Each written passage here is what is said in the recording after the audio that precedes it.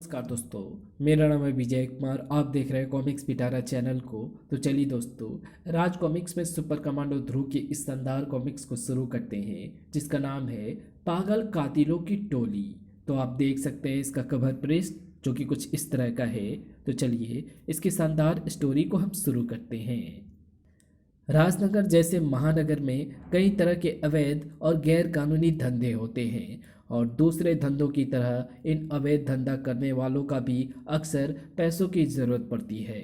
जाहिर है, ये पैसा उनको किसी भी बैंक या वित्तीय संस्थानों से नहीं मिल सकता है। पर महानगर में ऐसे आदमी मौजूद हैं जो अवैध धंधा करने वालों को ऊंचे ब्याज पर पैसा देते हैं। इस समय हमारे बही खातों की क्या स्थिति है मुनीम? ज़्यादातर तो ठीक ही चल रहे हैं फाइनेंसर। सिर्फ मांटो पर अभी 70 लाख रुपया बाकी है, पर उसके पास अभी एक दिन का समय और है। मांटो यानी हेरोइन और ब्राउन शुगर का धंधा करने वाला। कैसीनो वाले दुर्जन की क्या पोजीशन है? उस पर 50 लाख रुपया बाकी है और उसका वक्त भी खत्म हो चुका है। वो वो 2 महीने का और समय मांग रहा है। कभी नहीं, ये सब काला धंधा करते हैं, जिसके लिए इनको कहीं से भी एक धेला तक नहीं मिल पाता। मैं अपने रिस्क पर इनको करोड़ों रुपए का उधार देता हूँ, पर ये लोग उसको मजाक समझते हैं। धड़ाक।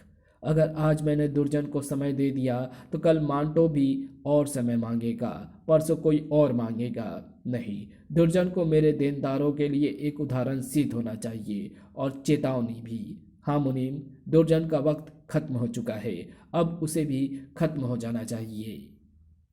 और उसी रात रूलेट कैसीनो की तरफ जाने वाली सड़क पर एक जोड़ी कदमों की आवाज गूंज रही थी। और गूंज रही थी पागलपन से भरी एक आवाज। दुर्जन गंदा आदमी है, मर जाएगा साला, मार डालूंगा उसे। और अब इस हंगामे में एक नई आवाज शामिल हो रही थी, एक मोटरसाइकिल की घड़घड़ाहट की आवाज। ओ ओ, ये आदमी तो खुलेआम सड़क पर कार्बाइन लेकर घूम रहा है। जाहिर है कि इसके इरादे नेक तो नहीं ही हैं। अब मैं इसका ढीला दिमाग कस देता हूँ। धड़ धड़ धड़ धड़। क्यों श्रीमान, इस कार्बाइन से किसका कत्ल करने जा रहे हैं? दुर्जन को मारूंगा, काट काट कर मारूंगा। हट, हट जा, दूर हट, रास्ता छोड़। और अगले ही पल बगैर किसी चेतावनी के कार्बाइन की नाल गोलियां उगलने लगी। हे भगवान, ये तो पागल लग रहा है, पर ऐसे पागल के पास कार्बाइन कहाँ से आ गई? बारिश की बूंदों की तरह बरसती गोलियां ध्रुव को नहीं छू सकी, लेकिन सड़क पर आते एक गैस टैंकर के अगले टायर गोलियों से बच नहीं सके। फटाक, तर तर तर तर, और टैंकर बेकाबू होकर एक पेड़ से जा टकराया। धड़ाक। अरे, इंजन आग पकड़ रहा है और ड्राइवर शायद टक्कर से बेहोश हो गया है। मुझे उसे बाहर निकालना होगा, वरना इस टैंकर के साथ साथ ही ये भी खत्म हो जाएगा। आग टैंकर तक पहुंच चुकी है, अब टैंकर किसी भी क्षण फट सकता है। अगर मुझे एक पल की भी देरी हुई तो ड्राइवर और टैंकर के साथ साथ मेरी राम कहानी भी खत्म। धड़ाम। नहीं हुई। उफ, बाल बाल बचा, लेकिन वो पागल किधर गया? गायब हो गया। पर वो गया कहाँ होगा? वो बार बार एक ही नाम ले रहा था, दुर्जन। और मैं इस शहर में एक ही दुर्जन को जानता हूँ, रूलेट कैसीनो का मालिक दुर्जन। वो पागल जरूर वहीं पर गया होगा। रूलेट कैसीनो में रात रोज की तरह जवान हो रही थी। सो करो, कल है मेरा दांव 7 पर। कि तभी तड़ाक। दुर्जन कहाँ है? गंदा आदमी किधर है? ओ माय गॉड, ये तो चीरकर है। पर ये पागलों की सी हरकतें क्यों कर रहा है? इसको जरूर फाइनेंसर ने भेजा है मेरी जान लेने के लिए। घबरा मत दुर्जन बॉस, हम अभी इसको लाश में बदल कर वापस फाइनेंसर के पास भेज देते हैं। चीरकर ने अपने और दुर्जन के बीच में पड़ने वाले शीशे को एक ही बार में चकनाचूर चूर कर दिया, और उसी पल दुर्जन के अंगरक्षकों ने उसको पकड़ लिया। लेकिन अंगरक्षकों को चीरकर के शरीर में दौड़ रही पागल शक्ति का अंदाजा नहीं था। एक हल्के से झटके से ही 2 भारी शरीर हवा में उछल गए। और जमीन पर गिरने से पहले ही दोनों के शरीर का खून जमीन पर आ गिरा। तर तर तर। चीरकर दुर्जन की तरफ घूमा। दुर्जन भय से जड़ हो गया था। वैसे भी वो बचकर भाग नहीं सकता था। एक पागल से बचकर भाग पाना बहुत मुश्किल होता है। धाड़ या और उससे अपनी जान बचाना और उससे अपनी जान बचा पाना असंभव। फचाक धमाक। कार्बाइन की नाल अधमरे दुर्जन की तरफ उठी। ट्रिगर धीरे धीरे दबने लगा। गोलियां नाल से निकली, लेकिन तब तक नाल का रुख ऊपर की तरफ हो चुका था। इस हमले से बौखलाकर चीरकर तेजी से घूमा। तड़ाक। और हवा में उड़ता हुआ ध्रुव का शरीर दूर जा गिरा। कार्बाइन का निशाना इस बार ध्रुव का शरीर था, और पर ध्रुव का बदन फिर हवा में तैर चुका था। कार्बाइन की गोलियों से देर तक बच पाना मुश्किल है। देर सवेर कोई ना कोई गोली बदन को छेद ही देगी, इसलिए कार्बाइन को इसके हाथ से अलग करना होगा, और ये काम करेगी ताश की ये गड्डी। और एक फुरफुराहट के साथ दर्जनों ताश के पत्ते चीर करके मुंह की तरफ लपके, और इससे पहले कि चीर कर संभल पाता, कार्बाइन उसके हाथ से छिटक कर दूर जा गिरी। साथ ही साथ ध्रुव का एक भीषण मुक्का चीर करके जबड़े से टकराया। परंतु पागलों को दर्द का एहसास नहीं होता है। इस बात का पता ध्रुव को तुरंत ही चल गया। धाड़ आ। अगले ही पल ध्रुव की छाती पर चीर करके वैसी हाथ आ चिपके ध्रुव का मांस अपनी हड्डियों से अलग होता महसूस हुआ। अपनी लाख कोशिश के बावजूद भी ध्रुव पागल के हाथों को अपने शरीर से अलग नहीं कर पा रहा था। लोहे से सख्त उंगलियां ध्रुव का मांस फाड़कर अंदर घुसने को बेताब हो रही थी। बेचैनी में ध्रुव ने अपने हाथ को लहराया और चीरकर द्वारा तोड़े गए कांच का एक टुकड़ा उसके हाथ में आ गया। ध्रुव को बचाव का एक रास्ता मिल गया था। उसके हाथ तेजी से घुमा और कांच की एक तेज धार ने चीरकर की कलाई की नसों को काट दिया। खचाक औ। कटी नसों से खून भलभला कर नीचे गिरने लगा। चीरकर के हाथ अपने आप ध्रुव की छाती से हट गए, और ध्रुव के जबरदस्त वारों धाड़ और नसों से निकलते खून के बीच चीरकर का दिमाग धीरे धीरे अंधेरे में डूबने लगा। कुछ ही पलों में चीरकर का शरीर लहराकर जमीन पर आ गिरा। अब सबसे पहला काम इसकी कलाई से बहते खून को रोकना है, और फिर अस्पताल और पुलिस स्टेशन को फ़ोन करना है। और फिर पुलिस स्टेशन पर, are you sure doctor Shastri? हाँ हाँ ध्रुव, ये आदमी एकदम नीम पागल है। आप लोगों ने मुझे तुरंत बुलाकर अच्छा काम किया। पुलिस फोर्स का मनोचिकित्सक सलाहकार होने के नाते मेरी राय है कि इसको जल्दी से जल्दी मेरे मेंटल हॉस्पिटल में दाखिल करा दिया जाए, वरना इसकी हालत और बिगड़ सकती है। ओह, ऐसी हालत में तो इस पर केस तक नहीं चलाया जा सकता। यानी दो हत्याएं करने के बाद भी ये सांप बच निकलेगा? दो नहीं, तीन ध्रुव। अभी अभी खबर आई है कि घायल दुर्जन ने भी अस्पताल में दम तोड़ दिया है, पर कानून के मुताबिक पागल की सजा यही है कि उसको पागल खाने में बंद कर दिया जाए। ओह, तब तो भगवान से मेरी यही प्रार्थना है कि ऐसी घटना दोबारा ना घटे। पर यह तो सिर्फ शुरुआत थी। फाइनेंसर की लिस्ट में अभी कुछ और नाम बाकी थे, और उसमें पहला नाम था मांटो खान। कल की ब्राउन शुगर की सेल के पैसे आ गए हैं, लेकिन क्या पार्टनर, अभी भी हमारे पास इतनी रकम नहीं हो पाई है कि हम फाइनेंसर का कर्ज चुका सके, और आज मियाद का आखिरी दिन है। मांटो खान पैसा वापस करने का दिन खुद तय करता है। ये बोलने से पहले आज का अखबार पढ़ लो। ये तो तुमको पता ही होगा कि दुर्जन भी फाइनेंसर का कर्जदार था। और अब्बा, तब तो उसका अगला निशाना मुझ पर ही लगेगा। मेरे बॉडीगार्डों की संख्या डबल कर दो पार्टनर। फाइनेंसर की पागल कातिलों की टोली के सामने बॉडीगार्डों की फौज भी बेकार है मांटो। तो फिर क्या होगा? पैसों का इंतजाम तो आज हो ही नहीं सकता।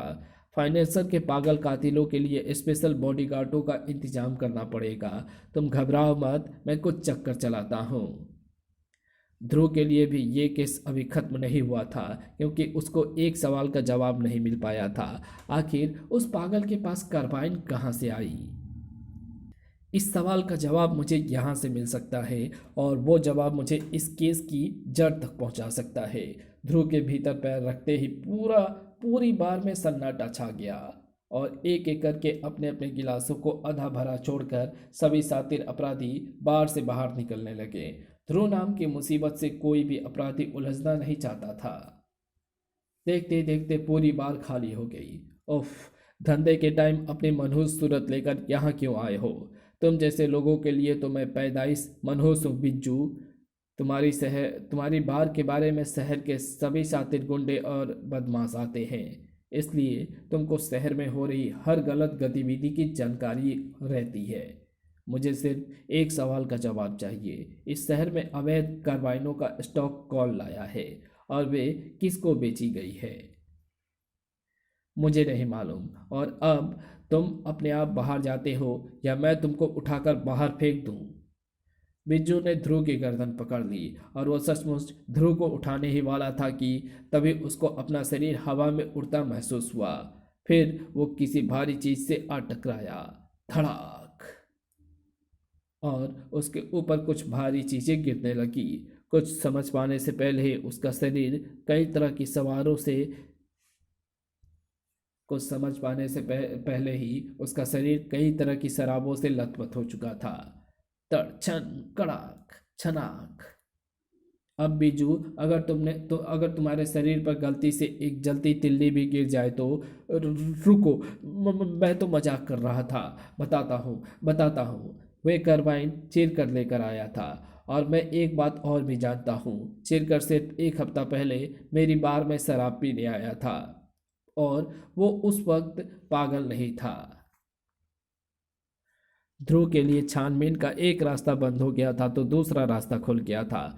चीरकर एकाएक पागल हो गया था, पर कैसे? शायद डॉक्टर शास्त्री मुझे इसका कारण बता सके। डॉक्टर शास्त्री खुद इस सवाल का जवाब ढूंढ रहे थे। एकाएक पागल हो जाना कोई अनहोनी बात नहीं है ध्रुव। कई बार मानसिक आघात लगने से लोग पागल हो जाते हैं। मेरे ख्याल से दुर्जन ने चीरकर को कोई ऐसा धोखा दिया था जिससे कि चीरकर अपना मानसिक संतुलन खो बैठा था और उसी पागलपन की हालत में इसने दुर्जन का खून कर दिया। पर चीरकर की वो अमानवीय ताकत। पागलों में अक्सर दीवानेपन की वजह से ताकत कई गुना बढ़ जाती है। वैसे मैं चीरकर का पूरा चेकअप ध्यान से कर रहा हूँ। अगर मुझे कोई अनोखी बात पता चली तो मैं तुमको तुरंत सूचित कर दूंगा। थैंक यू डॉक्टर साहब, अब मैं चलता हूँ। डॉक्टर शास्त्री की थ्योरी मुझे ठीक लगती है, लेकिन फिर भी मुझे पूरा संतोष नहीं हो रहा है। वो आ गया है, वो आ रहा है। ठीक से समझ गए हो ना कि क्या कहना है? समझ गए, पर पहले 500 रुपये तो दो। साहब, ध्रुव साहब। क्या बात है? कौन हो तुम? मैं फड़के साहब, सुधीर फड़के। मैं यहाँ पर वार्ड बॉय हूँ ध्रुव साहब। चीरकर को मैंने ही उसके सेल में बंद किया था, पर सेल में बंद होते समय वो एक ही बात बार बार दोहरा रहा था। किसी मांटो खान का नाम बार बार ले रहा था। बोल रहा था कि नशा बेचता है, गंदा आदमी है, मैं उसकी हड्डियां चबाऊंगा, ऐसा बोल रहा था चीरकर। नशा बेचता है मांटो खान? मैं समझ गया। थैंक यू फकड़े जी, आपने मेरी बहुत मदद की। शाबाश फड़के। अब ध्रुव मांटो खान को ढूंढता हुआ उस तक जरूर पहुंच जाएगा और ध्रुव के वहां पर रहते फाइनेंसर के पागल कातिल मांटो का बाल भी बाका नहीं कर सकते। मांटो खान के लिए स्पेशल बॉडीगार्ड का इंतजाम हो गया। बाजियां हर तरफ से चली जा रही थी। आज का दिन बीत गया फाइनेंसर, और मांटो खान का पैसा अब तक नहीं आया और ना ही कोई खबर आई है। दुर्जन का अंजाम जानकर भी तू उसके कानों पर जू तक दुर्जन का अंजाम जानकर भी उसके कान पर जू तक नहीं रहेंगी। यानी अभी भी हमारे कर्जदार कुछ नहीं सीखे। इनको एक खुराक और देनी होगी। मांटो को खत्म कर दो। अब की बार कनपट्टी मार का इस्तेमाल करो। मांटो खान के लिए एक एक पल काटना मुश्किल हो रहा था। मुझे मालूम है कि वे पागल शैतान मुझे इस गोदाम में भी ढूंढ निकालेंगे। किस पागल शैतान से डर रहे हो मांटो खान? ध्रुव, तुम्हारे नशे का धंधा शायद मंदा चल रहा है। ये सब झूठ है, मेरे दुश्मनों की उड़ाई हुई खबर है। तुम खुद देख लो, चारों तरफ आटे की बोरियां है। मैं तो आटे का काम करता हूँ। यानी सारा माल तुम पहले ही ठिकाने लगा दिए। यानी सारा माल तुमने पहले ही ठिकाने लगा दिया है। चीरकर से तुम्हारा क्या संबंध है माटो? इसी वक्त गोदाम के ठीक बाहर मांटो के बॉडीगार्ड गश्त लगा रहे थे। तो इधर नजर रखो का मैं उधर देखता हूँ कि तभी अचानक ही दो हाथ बिजली की तरह लहराए। टक खट। लोहे सी सख्त उंगलियां बॉडीगार्डों के कनपटिया से टकराई और बॉडीगार्डों के शरीर बेहोश होकर जमीन पर आ गिरे।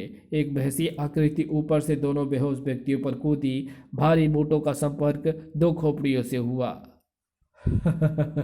खड़ाक फचाक और एक भयानक आवाज के साथ दोनों सिरों के टुकड़े जमीन पर बिखर गए। आवाज गोदाम के अंदर तक भी पहुंची थी। ये कैसी आवाज है? जरूर कोई पागल कातिल यहां पर आ पहुंचा था। जरूर कोई पागल कातिल यहां तक आ पहुंचा है। खड़ाक। उसको जरूर फाइनेंसर ने मुझे मारने को भेजा है।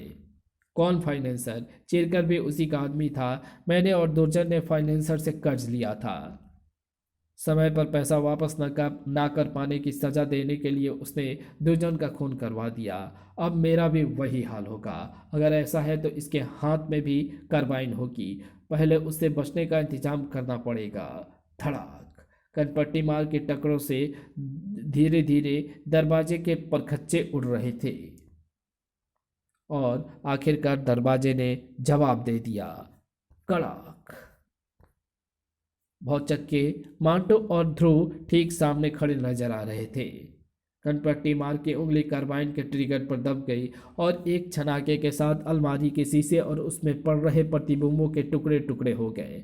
छनाक। ध्रुव ने दरवाजे के सामने अलमारी जो खड़ी कर दी थी, अगले ही पल कार्बाइन कनपट्टी मार के हाथों से दूर जा गिरा। अब मैं इसी को भून कर रख दूंगा। पर तभी कनपट्टी मार के हाथों में दो तलवारें चमक उठी। काट डालूंगा। मोटी मोटी मोटी मोटी करके काटूंगा। मोटी गोली मत चलाना। मैं उसको जिंदा पकड़ना चाहता हूँ। आजा आजा। सबसे पहले मैं तेरी कनपट्टी काटूंगा। पहली तलवार ध्रुव के कानों को लगभग छूती हुई गुजरी। सड़ाक खट।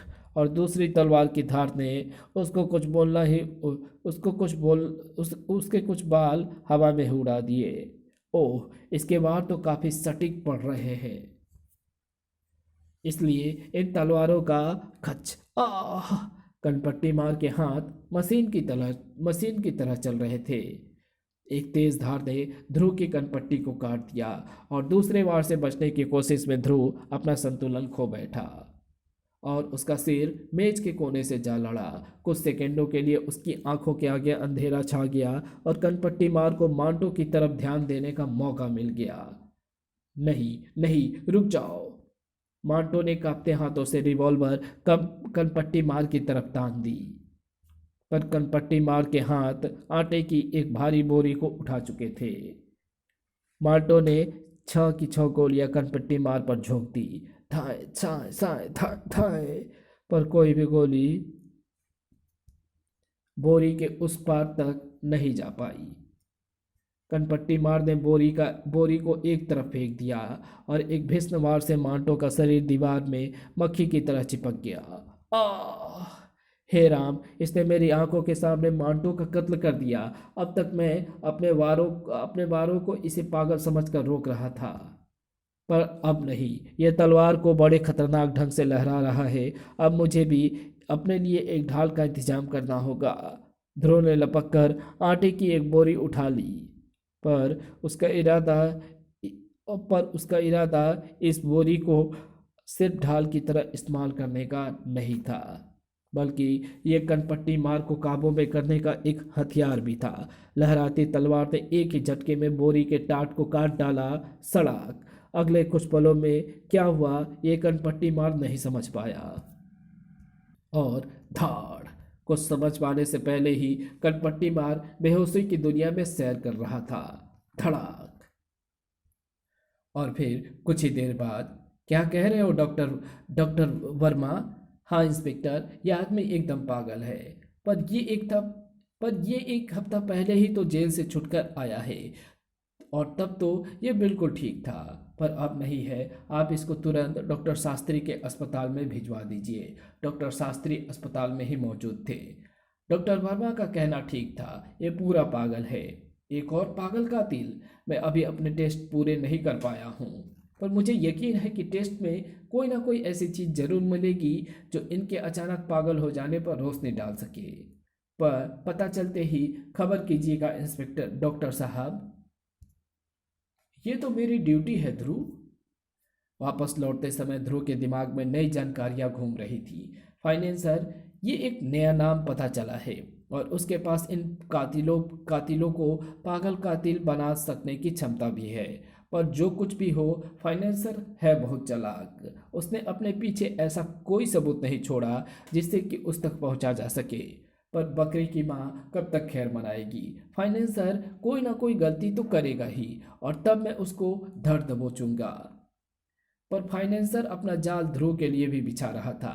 मांटो खान की कहानी खत्म कर दी गई है फाइनेंसर, पर ध्रुव एक बार फिर वहां पर आ पहुंचा था। यानी ध्रुव मेरे रास्तों का कांटा बनाने की तैयारी कर रहा है। कहिए तो ध्रुव का भी ऊपर का टिकट कटा दूं। हमारे टोली का एक पागल कातिल अभी बचा हुआ है। नहीं मुनीम, ध्रुव को खत्म करना कोई आसान काम नहीं है और उसको मारकर हमें फायदा भी नहीं होगा। ध्रुव को मैं अपनी पागल कातिलों की टोली में शामिल करना चाहता हूँ मुनीम, लेकिन वो सब बाद में। अभी हमको चीरकर और कनपट्टी मार को डॉक्टर शास्त्री के पागल खाने से आज़ाद कराना है। तैयारी शुरू कर दो। इस षड्यंत्र से अनजान ध्रुव गहरे सोच विचार में डूबा हुआ था और उसके चेहरे पर छाई संतुष्टि से साफ जाहिर था कि वो अपनी मंजिल के करीब है। ट्रेन ट्रेन पर किस्मत उसको खुद ही फाइनेंसर तक ले जाने वाली थी। ध्रुव हियर। ध्रुव, मैं डॉक्टर शास्त्री, कनपट्टी मार ने मुझे कुछ सनसनीखेज बातें बताई है। तुम तुरंत यहाँ आ जाओ। मैं अभी आता हूँ डॉक्टर साहब। मुझको पता था कि डॉक्टर शास्त्री ने मुझको फाइनेंसर तक पहुँचने के रास्ते दिखाएंगे। पर ध्रुव को अस्पताल पहुंचने में ज़्यादा वक्त नहीं लगा। अरे, आज गेट पर खड़े होने वाले दोनों पहरेदार गायब हैं। ओह, ये रहे वे दोनों पहरेदार, बेहोश। ऊपर से एक रस्सी भी नीचे लटक रही है, यानी दुश्मन मुझसे पहले यहाँ पर पहुंच चुका है। ध्रुव का ख्याल सही था। खुल गया ताला। अब जल्दी से इन दोनों को बाहर निकालो। बेकार की मेहनत क्यों क्यों कर रहे हो? अभी 1 मिनट बाद इनको फिर से अंदर बंद करना पड़ेगा। सुपर कमांडो ध्रुव, तुम बिल्कुल सही वक्त पर आए हो। पकड़ लो इसे। अपने पीछे दरवाजा खुलने की चरमराहट सुनकर ध्रुव घूमा। चर और उसका शरीर कपकपाहट से भर गया। तीन तरफ से तीन पागल कातिल एक साथ उसकी तरफ बढ़ रहे थे। ओह, अब मुझे जल्दी से जल्दी इन मुसीबतों को ठिकाने लगाना होगा। पर कैसे? इन सनकियों पर मेरे वारों का कोई असर भी नहीं हो रहा है और ये मुझे खिलौने की तरह उठा उठा कर फेंक रहे हैं। धड़ाक। हवा में उड़ता हुआ ध्रुव का शरीर डॉक्टर शास्त्री के क्लिनिक के अंदर जा गिरा। धड़ाक। ओ, इस वक्त अगर मेरी कोई हड्डी टूट गई तो फिर मेरी गर्दन को टूटने से कोई बचा सकता है? इस वक्त अगर मेरी कोई हड्डी टूट गई तो फिर मेरी गर्दन को टूटने से कोई भी बचा नहीं पाएगा। ये तो डॉक्टर शास्त्री का क्लिनिक लग रहा है, जहाँ पर वे पागलों का इलाज करते हैं। यानी मुझे भी यहीं पर पागलों का दिमाग कसना पड़ेगा, एक एक करके। क्लिनिक के अंदर सबसे पहले घुसने वाला चीरकर था और उसके अंदर घुसते ही ध्रुव ने एक झटके से दरवाजा बंद कर दिया। बाकी लोग बाहर ही रह गए और चीरकर भी अपने आप को अकेला पाकर भ्रम में पड़ गया। धमाक। और इससे पहले कि वो इस भ्रम से उबर पाता, धड़ाक। ध्रुव के एक जोरदार वार ने उसको इलेक्ट्रिक चेयर में फेंक दिया था, जिस पर डॉक्टर शास्त्री अपने मरीजों का इलाज बिजली के झटकों से करते थे। खट खट। चीर करके कुर्सी पर गिरते ही ऑटोमेटिक शिकंजे ने उसके हाथों और पैरों को कस लिया। अब ध्रुव के पास बटन को ढूंढकर दबाने का बहुत समय था। बटन के दबाते ही एक जानवरों जैसे चीख के साथ चीरकर का दिमाग अंधकार में डूबने लगा। ध्रुव ने एक पागल कातिल को रास्ते से हटा दिया था, लेकिन अभी आराम करने का वक्त नहीं आया था। एक कड़ाकेदार आवाज के साथ दरवाजा टूट गया। कर। हे भगवान, अब तेरा ही सहारा है। इस वक्त अगर चंडिका या कमांडो फोर्स यहाँ पर होती तो इन मर्दूतों से निपटना आसान हो जाता। मगर फाइनेंसर ने अपना जाल बहुत सोच समझ कर बिछाया है और इस जाल से बचकर निकल पाना मुझे मुश्किल लग। ढिसुम। आह। बाप रे। पागल के एक ही घुस्से में खोपड़ी पागलों की तरह घूमने लगी। पर मेरी बाह में क्यों गड़ा है? पर मेरी बाह में क्या गड़ रहा है?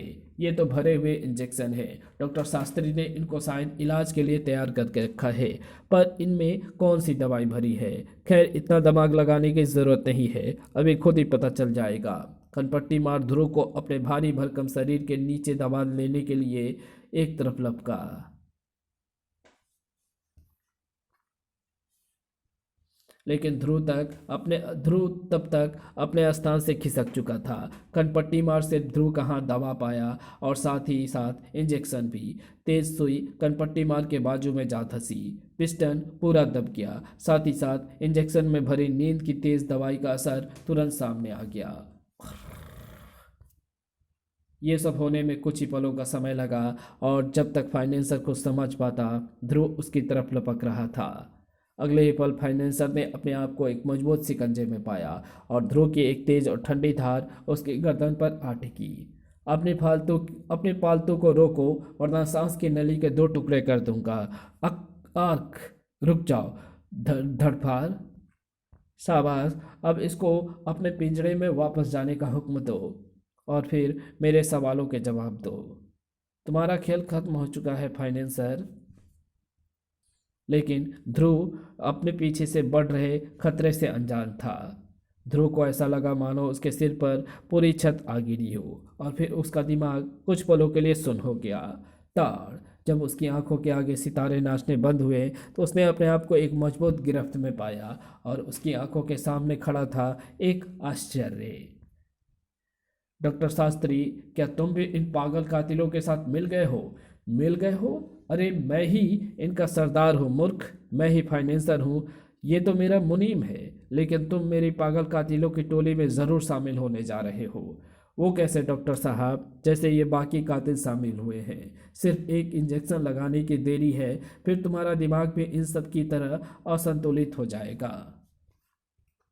मगर मुझे पागल करके तुम्हारा क्या फ़ायदा होगा? उसके बाद तुम हमारी टोली के सदस्य बनकर मेरे हुक्म पर बेकसूर सुलेमान को मारोगे। इसके बाद तुम हमारी टोली के सदस्य बनकर मेरे हुक्म पर बेशुमार कत्ल करोगे और तुमको कोई सज़ा नहीं मिलेगी, क्योंकि तुम पागल होगे और पागलों को कोई सज़ा नहीं मिलती। उनको मेरे यानी डॉक्टर शास्त्री के पास भेज दिया जाता है और मेरा दूसरा रूप यानी फाइनेंसर बार बार उनका इस्तेमाल करता है। पर जब मैं पागल हो जाऊंगा तो तब तुम मुझे कंट्रोल कैसे करोगे? इस हिप्नोटिक व्हील के जरिए। इसमें हिप्नोटाइज यानी सम्मोहित होने के साथ साथ तुम मेरा सिर्फ हुक्म मानोगे और जब ध्रुव मेरे पागल कातलों की टोली में शामिल हो जाएगा तब मेरा पैसा वापस ना करने की कोई सोचेगा भी नहीं। मुझे तो लगता है कि ये इंजेक्शन तुमने अपने आप को लगा लिया है, वरना तुम अपनी अच्छी खासी डॉक्टरी छोड़कर ये गलत काम ना करते। धड़ाक। या। शक तो मुझे तुम पर पहले ही हो चुका था, क्योंकि पागलों को कंट्रोल करने का काम कोई मनोचिकित्सक ही कर सकता था। पर इस केस को पर इस केस से संबंधित एकमात्र मनोचिकित्सक तुम ही थे और अब तुमने मेरा रहा सहा केस भी दूर कर दिया था। अब तुम यहाँ से जिंदा बचकर नहीं जा पाओगे। धरफार मेरी टोली का सबसे खतरनाक कातिल है और इसका पहला शिकार तुम बनोगे। धरफार अटैक। और धरफार किसी पागल सांड की तरह ध्रुव की तरफ लपका।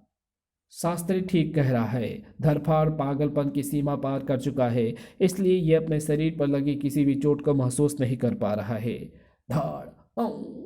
अब मेरी ताकत भी जवाब दे रही है। अब तो इस पार या उस पार वाला मामला है। ध्रुव के बड़े हाथ में जमीन पर गिरा सर्जिकल चाकू आ लगा और ध्रुव ने उसको तेजी से लहराना शुरू कर दिया। मैं इसको जान से मारना नहीं चाहता, क्योंकि ये असली हरकतों के लिए खुद जिम्मेदार है। इसलिए मैं इस पर वही ट्रिक आजमाऊंगा जो मैंने चीर फाड़ पर कैसीनो पर आजमाई थी। मैं धार फाड़ के शरीर पर इतने सारे छोटे छोटे घाव लगा दूंगा कि जल्दी खून निकलने से इसकी ताकत मुझसे पहले खत्म हो जाए। और उसके बाद मैं फाइनेंसर की खबर, तड़ाक, आई। खून की कमी से धरफाड़ की ताकत में कोई कमी नहीं आई थी, बल्कि शरीर से बहते खून की झलक ने उसे वहसी उसके वहसीपन को और भड़का दिया था। धमाक, एक धड़ाके के साथ ध्रुव का अपने शरीर की सारी हड्डियां कड़कड़ाती महसूस हुई। उसकी आंखों के आगे अंधेरा छा गया।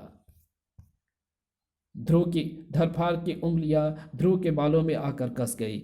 ध्रुव को बालों के साथ साथ अपनी खाल भी शरीर से अलग होती महसूस हुई। या इस शिकंजे से छूट पाना मुश्किल लग रहा है। लगता है कि आज कोई ट्रिक काम नहीं। क्या बच पाने का कोई रास्ता है? एक रास्ता है, आखिरी रास्ता। ध्रुव की बड़ी उंगलियां एक स्विच पर दबी और क्लिनिक में एक घबराहट गूंज उठी। धरफाड़ की आंखें तुरंत घरघराहट के स्रोत की ओर घूम गई और यही गलती उसकी आखिरी गलती साबित हुई, क्योंकि ये घरघराहट हिप्नोटिक व्हील के घूमने की घरघराहट थी। देखते देखते धरफाड़ के चीखे से वो बहसीपन गायब हो गया। आह! और उसकी आंखें पतरा गई। धरफाड़ सम्मोहित हो चुका था। अरे, अरे, ये क्या हो गया? तू बच कैसे गया? बच गया? मैं तुमको पागल करके ही छोड़ूंगा। छोड़ो फाइनेंसर, अभी तो यहाँ से भागने की सोचो। हट! तू बच नहीं पाएगा। तू मेरा पालतू बनेगा, मेरा पागल कातिल। ओह, ओह! अपने स्कीम को तबाह होते देखकर शास्त्री का दिमाग भी सनक रहा है। डॉक्टर शास्त्री के ज़्यादा जोर लगाने पर मुनीम ने अपने पकड़ ढीली कर दी और एक झटके से डॉक्टर शास्त्री अपना संतुलन खोकर जमीन पर आ गिरा। या इंजेक्शन वाला हाथ उसके शरीर के नीचे आ दबा और जब शास्त्री खड़ा हुआ तो इंजेक्शन की सुई उसके पेट में धंसी हुई थी। पिस्टन पूरा दबा हुआ था। और शास्त्री के होठों पर था एक पागल का अट्ठास। ये तो पागल हो गया। अपना हथियार ये अपने आप पर ही चला बैठा। अब सिर्फ तुम बचे हो मुनीम। मुझे मुझे माफ़ कर दो ध्रुव जी, मैं तो सिर्फ मुनीम हूँ। इन पागलों के चक्कर में मैं खामा फंस गया था। यह अदालत मैं नहीं, ये फैसला मैं नहीं, अदालत करेगी। मुनीम, फिलहाल तो तुम पुलिस को फ़ोन करके बुलाओ। तड़ाक! और अब भगवान का न्याय भी अजीब है ध्रुव। वो हम मनुष्य को हमेशा याद दिलाता रहता है कि मौत से भी बदतर कुछ सजाएं हैं, जैसे पागलपन। ठीक कह रहे हैं इंस्पेक्टर। इस जैसे पापी के लिए मौत की सज़ा तो बहुत छोटी सज़ा होती है। भगवान ने इसको खुद ही उम्र कैद की सज़ा दी है। इसी के साथ ये कहानी को इसी के साथ इस कहानी को यहीं समाप्त करते हैं। इसके आगे कहानी पढ़ेंगे, इसके आगे की कॉमिक्स पढ़ेंगे इसके अगले कॉमिक्स में। तब तक के लिए बाय। वीडियो अच्छी लगे तो वीडियो को लाइक शेयर कमेंट ज़रूर कर देना।